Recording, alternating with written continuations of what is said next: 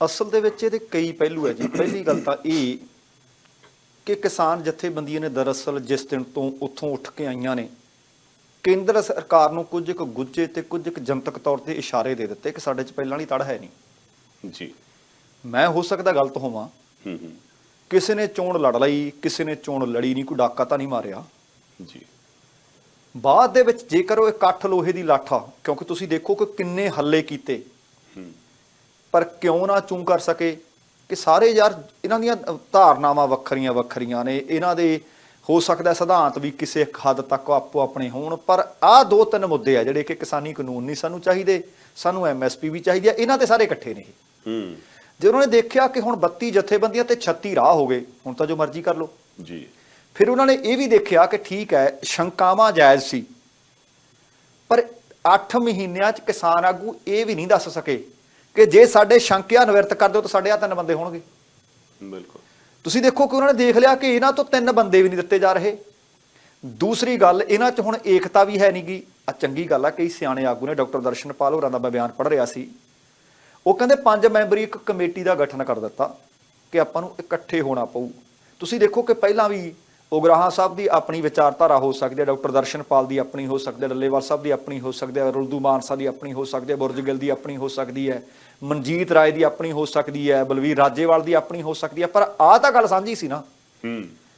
ਔਰ ਦੂਸਰੀ ਗੱਲ ਤੁਸੀਂ ਦੇਖੋ ਕਿ ਜੇਕਰ ਅੱਜ ਉਹਨਾਂ ਨੇ ਆਹ ਚੰਦ ਚਾੜ ਦਿੱਤਾ, ਠੀਕ ਹੈ, ਬਿਲਕੁਲ ਗੱਲ ਤੁਹਾਡੀ ਦੁਰਸਤ ਹੈ ਕਿ ਇਹਨਾਂ ਨੂੰ ਇਹੀ ਫੈਸਲਾ ਕਰਨਾ ਪੈਣਾ ਸੀ, ਪਰ ਫੈਸਲਾ ਤਾਂ ਕਰ ਦਿੱਤਾ, ਪਰ ਫੈਸਲਾ ਛੋਟਾ ਨਹੀਂ ਜੀ। ਪਰ ਤੋਮਰ ਸਾਹਿਬ ਦਾ ਬਿਆਨ ਅੱਜ ਦਾ ਨਹੀਂ, ਜਦੋਂ ਤੋਂ ਕਿਸਾਨੀ ਕਾਨੂੰਨ ਵਾਪਸ ਹੋਏ ਨੇ, ਮੈਂ ਵੇਖ ਰਿਹਾ ਕਰਨਦੀਪ ਪੰਧੇਰ ਲਿਖ ਰਹੇ ਨੇ ਕਿ ਉਸ ਦਿਨ ਆਪਾਂ ਇਕੱਠੇ ਹੁੰਦੇ ਸੀ ਅਸੀਂ, ਕਿਉਂਕਿ ਪੰਜਾਬ ਦੇ ਵਿੱਚ ਉਸ ਦਿਨ ਇਕੱਠੇ ਹੋਏ ਸੀ, ਭੁੱਲਦੀ ਨਹੀਂ ਸ਼ਾਮ ਜੀ। ਪਰ ਸਵਾਲ ਇਸ ਗੱਲ ਦਾ ਕਿ ਕਿਸਾਨਾਂ ਨੂੰ ਵੈਸੇ ਵੀ ਨਹੀਂ ਭੁੱਲਣੀ, ਉਹ ਭੁੱਲਣੀ ਕਿਉਂ ਨਹੀਂ? ਮੈਨੂੰ ਲੱਗਦਾ ਵੀ ਡਾਕਟਰ ਦਰਸ਼ਨਪਾਲ ਆਪਣਾ ਪ੍ਰੋਗਰਾਮ ਵੀ ਦੇਖ ਰਹੇ ਆ। ਅੱਛਾ ਜੀ। ਤੇ ਉਹਨਾਂ ਦਾ ਮੈਸੇਜ ਵੀ ਉਹਨਾਂ ਨੇ ਇੱਕ ਭੇਜਿਆ, ਵੈਸੇ ਤਾਂ ਆਪਾਂ ਡਿਸਕਸ ਕਰ ਲਿਆ ਡਾਕਟਰ ਸਾਹਿਬ ਅਸੀਂ ਆਲਰੇਡੀ ਜੀ ਜੀ, ਕਿ ਜਿਹਦੇ ਚ ਸੰਯੁਕਤ Kisan Morcha reject MSP panel ਉਹਨਾਂ ਨੇ ਹੁਣੇ ਆਪਣੀ ਇੱਕ ਨਿਊਜ਼ ਵੀ ਆਪਾਂ ਨੂੰ ਨਾਲ ਹੀ ਭੇਜੀ ਹੈ। ਜੀ ਜੀ ਬਿਲਕੁਲ ਆ, ਡਾਕਟਰ ਦਰਸ਼ਨਪਾਲ ਉਹਨਾਂ ਦਾ ਮੈਂ ਉਚੇਚੇ ਤੌਰ ਤੇ ਜ਼ਿਕਰ ਕਰ ਰਿਹਾ ਸੀ, ਉਹਨਾਂ ਨੇ ਆਖਿਆ ਕਿ ਅਸੀਂ 5 ਮੈਂਬਰੀ ਕਮੇਟੀ ਬਣਾ ਦਿੱਤੀ ਹੈ ਜੀ।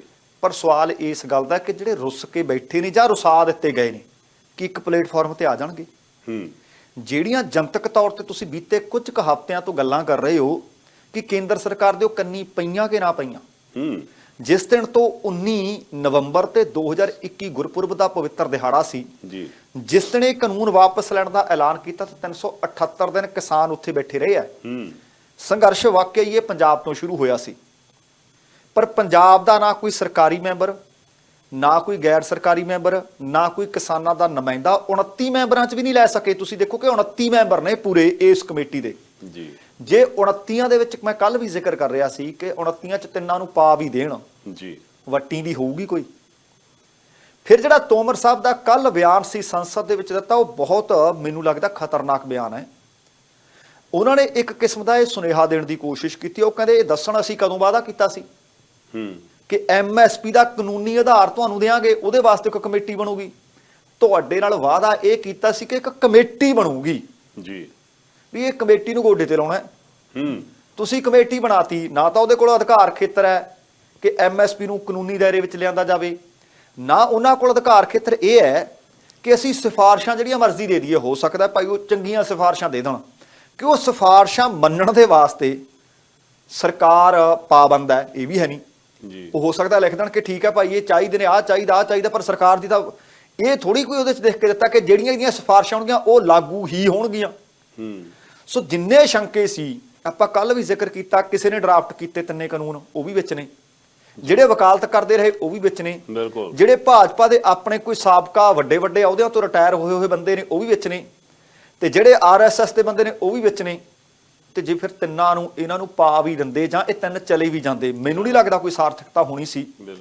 ਪਰ ਹੁਣ ਜਿੱਥੇ ਤੁਸੀਂ ਗੱਲ ਕੀਤੀ ਖੇਤੀਬਾੜੀ ਯੂਨੀਵਰਸਿਟੀ ਦੀ, ਮੰਨ ਲੈਂਦੇ ਆ ਕਿ ਕਿਸਾਨਾਂ ਨਾਲ ਤਾਂ ਤੁਹਾਡਾ ਭਾਈ ਵੈਰ ਹੋ ਗਿਆ, ਵਿਰੋਧ ਹੋ ਗਿਆ, ਤੁਹਾਡੇ ਵਿਚਾਰ ਇੱਕ ਦੂਸਰੇ ਨਾਲ ਮੈਚ ਨਹੀਂ ਕਰਦੇ, ਪਰ ਜੇ ਤੁਸੀਂ ਕਹਿੰਦੇ ਹੋ ਕਿ ਅਸੀਂ ਖੇਤੀ ਨੂੰ ਉੱਤਮ ਬਣਾਉਣਾ ਚਾਹੁੰਦੇ ਆ, ਤਾਂ ਖੇਤੀਬਾੜੀ ਯੂਨੀਵਰਸਿਟੀ ਦੇ ਤਾਂ ਮਾਹਰ ਬੈਠੇ ਆ ਨਾ ਜੀ, ਉਹ ਤਾਂ ਤੁਹਾਨੂੰ ਦੱਸ ਸਕਦੇ ਸੀ ਕਿ ਸੱਚਮੁੱਚ ਜੇਕਰ ਕਿਸਾਨ ਬਚਾਉਣਾ ਹੈ। ਆ ਤੁਸੀਂ ਦੇਖੋ ਕਿ ਦਸਤਾਰ ਸਾਡੇ ਵਾਸਤੇ ਕਿੰਨੀ ਮਾਇਨੇ ਰੱਖਦੀ ਹੈ, ਪਰ ਉਹ ਮਜਬੂਰ ਕਿੰਨਾ ਹੁੰਦਾ ਹੋਣਾ ਕਿਸਾਨ ਧਾਲੀਵਾਲ ਸਾਹਿਬ ਜੀ, ਜਿਹੜਾ ਆਪਣੇ ਸਿਰ ਤੋਂ ਪੱਗ ਲਾਉਂਦਾ ਹੈ ਸਿਰ ਤੋਂ ਪੱਗ ਲਾ ਕੇ ਆਪਣੇ ਗਲ ਦਾ ਫਾਹਾ ਬਣਾ ਲੈਂਦਾ। ਘੱਟੋ ਘੱਟ ਉਹ ਦੱਸਦੇ, ਕਿਉਂਕਿ ਪੰਜਾਬ ਦੇ ਵਿੱਚ ਜੇ ਖੁਦਕੁਸ਼ੀਆਂ ਸਭ ਤੋਂ ਵੱਧ ਹੁੰਦੀਆਂ ਨੇ ਤਾਂ ਮਾਲਵਾ ਖਿੱਤੇ 'ਚ ਹੁੰਦੀਆਂ ਨੇ ਜੀ। ਔਰ ਸੱਚਮੁੱਚ ਪੰਜਾਬੀ ਯੂਨੀਵਰਸਿਟੀ ਅਤੇ ਪੰਜਾਬ ਐਗਰੀਕਲਚਰ ਯੂਨੀਵਰਸਿਟੀ ਭਾਵ ਖੇਤੀਬਾੜੀ ਯੂਨੀਵਰਸਿਟੀ ਲੁਧਿਆਣਾ, ਇਹ ਦੋਨਾਂ ਨੇ ਮਿਲ ਕੇ ਖਾਸ ਕਰਕੇ ਸੰਗਰੂਰ, ਬਰਨਾਲਾ, ਮਾਨਸਾ ਜਿਹੜੇ ਹਿੱਸਿਆਂ ਦੇ ਵਿੱਚ ਜ਼ਿਆਦਾ ਖੁਦਕੁਸ਼ੀਆਂ ਹੁੰਦੀਆਂ ਨੇ, ਉੱਥੇ ਇਹਨਾਂ ਨੇ ਸਰਵੇ ਕੀਤਾ ਡੋਰ ਟੂ ਡੋਰ ਜਾ ਕੇ। ਇਹਦਾ ਮਤਲਬ ਉਹਨਾਂ ਨੂੰ ਕਿਸਾਨਾਂ ਦੀਆਂ ਦੁਸ਼ਵਾਰੀਆਂ ਕੀ ਨੇ, ਉਹਨਾਂ ਦੀਆਂ ਮਜਬੂਰੀਆਂ ਕੀ ਨੇ, ਕਿਸਾਨ ਚਾਹੁੰਦਾ ਕੀ ਹੈ, ਖੇਤੀ ਉੱਤਮ ਕੀਤੀ ਕਿਵੇਂ ਜਾ ਸਕਦੀ ਹੈ। ਹੁਣ ਨੀਤੀ ਆਯੋਗ 'ਚ ਇੱਕ ਬੰਦਾ ਬਿਠਾਤਾ, ਹੋ ਸਕਦਾ ਉਹਨੂੰ ਇਕਨੋਮਿਕਸ ਬਾਰੇ ਪਤਾ ਹੋਵੇ, ਪਰ ਉਹਨੂੰ ਇਹ ਪਤਾ ਹੈ ਕਿ ਟਮਾਟਰ ਪਹਿਲਾਂ ਲਾਲ ਹੁੰਦਾ ਕਿ ਹਰਾ ਹੁੰਦਾ, ਕਿ ਮਿਰਚ ਪਹਿਲਾਂ ਹਰੇ ਰੰਗ ਦੀ ਹੁੰਦੀ ਹੈ ਕਿ ਪਹਿਲਾਂ ਲਾਲ ਰੰਗ ਦੀ ਹੁੰਦੀ ਹੈ। ਉਹ ਤਾਂ ਇਹ ਵੀ ਕਹੂਗਾ ਕਿ ਅੰਬ ਦੇ ਦਰਖਤ ਨੂੰ ਛੋਟੀ ਅੰਬੀ ਤੇ ਹਦਵਾਣੇ ਨੂੰ ਐਡਾ ਵੱਡਾ, ਵੇਲ ਨੂੰ ਐਡਾ ਲੱਗ ਜਾਂਦਾ ਕਿ ਇਹ ਕਿਉਂ ਲੱਗਦਾ, ਕਿਉਂਕਿ ਜਦ ਪਤਾ ਹੀ ਨਹੀਂ, ਜਾ ਕੇ ਦੇਖਿਆ ਹੀ ਨਹੀਂ। ਉਹਨੂੰ ਇਹ ਪੁੱਛ ਲੈਣਾ ਕਿ ਤਰਬੂਜ ਗਰਮੀਆਂ 'ਚ ਹੁੰਦੇ ਨੇ ਕਿ ਸਰਦੀਆਂ 'ਚ ਹੁੰਦੇ ਨੇ। ਕਿ ਜਿਹੜੇ ਬੰਦੇ ਨੂੰ ਸੱਚਮੁੱਚ ਉਸ ਗੱਲ ਦਾ ਇਲਮ ਹੀ ਹੈ ਨੀਗਾ, ਤਾਂ ਉਹ ਕਿਵੇਂ ਖੇਤੀ ਦੇ ਨਾਲ ਸੰਬੰਧਿਤ ਫੈਸਲੇ ਕਰ ਸਕਦਾ। ਕਿਤੇ ਨਾ ਕਿਤੇ ਖੇਤੀਬਾੜੀ ਮਾਹਿਰਾਂ ਨੂੰ ਦੂਰ ਰੱਖਣਾ। ਇਸ ਮਸਲੇ ਦੇ ਉੱਤੇ ਕੁਲਦੀਪ ਸਿੰਘ ਧਾਲੀਵਾਲ ਜਿਹੜੇ ਪੰਜਾਬ ਦੇ ਮੌਜੂਦਾ ਖੇਤੀਬਾੜੀ ਮੰਤਰੀ ਨੇ, ਬਹੁਤ ਤਿੱਖੀ ਪ੍ਰਤੀਕਿਰਿਆ ਦਿੱਤੀ ਉਹਨਾਂ ਨੇ ਜੀ। ਉਹ ਕਹਿੰਦੇ ਕੀ ਗੱਲ, ਪੰਜਾਬ ਦਾ ਕਿਸਾਨ ਉਹ ਕਿਸਾਨ ਹੈ ਜਦੋਂ ਪੂਰਾ ਭਾਰਤ ਭੁੱਖਮਰੀ ਦਾ ਸ਼ਿਕਾਰ ਹੋਇਆ ਸੀ, ਉਹਨਾਂ ਨੇ ਸਿਰਫ ਢਿੱਡ ਹੀ ਨਹੀਂ ਭਰਿਆ, ਉਹਨੇ ਭਾਰਤ ਦੇ ਅੰਨ ਭੰਡਾਰ ਵੀ ਤੋੜਤੇ।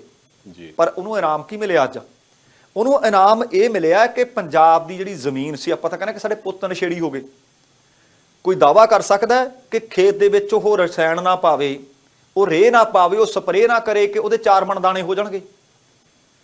ਇਹ ਜੇ ਸਾਡੀਆਂ ਫਸਲਾਂ ਜ਼ਹਿਰੀਲੀਆਂ ਹੋ ਗਈਆਂ ਤੇ ਧਰਤੀ ਨਸ਼ੇੜੀ ਹੋ ਗਈ, ਤਾਂ ਆ ਜਿਹੜੇ ਨੀਤੀ ਆਯੋਗ ਵਾਲੇ ਬੈਠੇ ਆ, ਤਾਂ ਇਹਨਾਂ ਦੀ ਬਦੌਲਤ ਹੋਈਆਂ ਨੇ ਜੀ। ਦੂਸਰੀ ਗੱਲ ਤੁਸੀਂ ਇਹ ਦੇਖੋ ਕਿ ਪੰਜਾਬ ਦੇ ਕਿਸਾਨ ਨੇ ਫਿਰ ਉਸ ਵਕਤ ਵੀ ਨਹੀਂ ਸੋਚਿਆ। ਇਹ ਮੈਂ ਨੀਤੀ ਘਾੜੇ ਜਿਹੜੇ ਬਣਾਏ ਨੇ, ਮੈਂ ਤਾਂ ਜ਼ਿਕਰ ਕਰ ਰਿਹਾ ਕਿ ਪੰਜਾਬ ਦੀ ਨਾ ਖਾਦ ਨਾ ਖੁਰਾਕ, ਝੋਨਾ ਦੇਤਾ ਸਾਨੂੰ ਜੀ। ਔਰ ਕਿਸਾਨ ਕਹਿੰਦੇ ਠੀਕ ਹੈ, ਸਾਨੂੰ ਤੁਸੀਂ ਉੱਪਰ ਲਿਆ ਬਾਹਰ ਬੈਠੇ ਕਹਿੰਦੇ ਜਿਹੜੇ ਨੀਤੀ ਘਾੜੇ, ਅਸੀਂ ਝੋਨਾ ਲਾ ਲੈਂਦੇ ਹਾਂ, ਅਸੀਂ ਤਾਂ ਕੋਈ ਫਸਲ ਬੀਜਣੀ ਹੈ। ਬਿਲਕੁਲ। ਫਿਰ ਤੁਸੀਂ ਦੇਖੋ ਕਿ ਸਾਨੂੰ ਪਤਾ ਨਹੀਂ ਲੱਗਦਾ, ਅਸੀਂ ਬੜੇ ਭੋਲੇ ਬੰਦੇ ਆ ਕਿ ਜੀ ਬਿਜਲੀ ਵੀ ਫ੍ਰੀ ਕਰ ਦਿਓ ਜੀ। ਕੁੱਲ ਮਿਲਾ ਕੇ ਪੰਜਾਬ ਕੋਲੇ ਅਸਲ ਦੇ ਵਿੱਚ ਹੈ ਕੀ? ਜਾਂ ਜ਼ਮੀਨ ਸੀ, ਜਾਂ ਧਰਤੀ ਹੇਠਲਾ ਵਧੀਆ ਪਾਣੀ ਸੀ ਜੀ, ਜਾਂ ਫਿਰ ਸਾਡੇ ਕੋਲੇ ਦਰਖਤ ਸੀ, ਸਾਫ਼ ਹਵਾ ਸੀ। ਧਰਤੀ ਸਾਡੀ ਜ਼ਹਿਰੀਲੀ ਹੋ ਗਈ, ਪੁੱਤਰ ਸਾਡੇ ਨਸ਼ਿਆਂ ਤੇ ਲੱਗ ਗਏ, ਜ਼ਮੀਨ ਹੇਠਲਾ ਪਾਣੀ ਸਾਡਾ ਖਤਮ ਹੋ ਗਿਆ, ਤੇ ਸਾਡੇ ਕੋਲ ਬਚਿਆ ਕੀ? ਹਵਾ ਬਚਦੀ ਸੀ। ਉਹ ਕਹਿੰਦੇ ਸਾੜੋ ਇਹਨਾਂ ਨੂੰ, ਪਰਾਲੀ ਨੂੰ। ਔਰ ਅੱਜ ਅਸੀਂ ਉੱਥੇ ਕਾ ਕੇ ਖੜੇ ਹਾਂ ਜਿਹਦੀ ਬੀਤੇ ਦਿਨਾਂ ਦੇ ਵਿੱਚ ਆਪਾਂ ਗੱਲਬਾਤ ਕੀਤੀ ਸੀ ਕਿ ਨਾ ਪਾਣੀ, ਨਾ ਹਵਾ, ਨਾ ਧਰਤੀ, ਸਾਡੇ ਕੋਲ ਬਚਿਆ ਕੀ ਹੈ? ਅਲਟੀਮੇਟਲੀ ਜੇਕਰ ਆਪਾਂ ਇਸ ਖਬਰ ਨੂੰ ਸਮੇਟੀਏ ਤਾਂ ਜਿਹੜੇ ਆ ਬਣਾਏ ਨੇ ਇਹਨਾਂ ਨੇ ਉਸ ਕਮੇਟੀ ਦੇ ਵਿੱਚ, ਇਸੇ ਤਰ੍ਹਾਂ ਦੀਆਂ ਲੋਕਾਂ ਦੀਆਂ ਨੀਤਾਂ ਤੇ ਨੀਤੀ ਦੋਵੇਂ ਮਾੜੀਆਂ ਸੀ, ਜਿਸ ਨੇ ਪੰਜਾਬ ਨੂੰ ਅੱਜ ਇੱਕ ਵਾਰੀ ਫੇਰ ਨਵੀਆਂ ਬਰੂਹਾਂ ਤੇ ਲਿਆ ਕੇ ਖੜਾ ਕਰ ਦਿੱਤਾ। ਤੇ ਰਹਿੰਦੀ ਖੂੰਦੀ ਕਸਰ ਰਾਜਨੀਤਿਕ ਲੋਕ ਕੱਢੀ ਜਾ ਰਹੇ ਨੇ। ਮਸਾਂ ਮਸਾਂ ਹਰਿਆਣਾ ਤੇ ਪੰਜਾਬ ਕਿਤੇ ਨੇੜੇ ਲੱਗਦੇ ਆ, ਰੌਲਾ ਕਿਸੇ ਗੱਲ ਦਾ ਹੁੰਦਾ ਵੀ ਨਹੀਂ ਜੀ।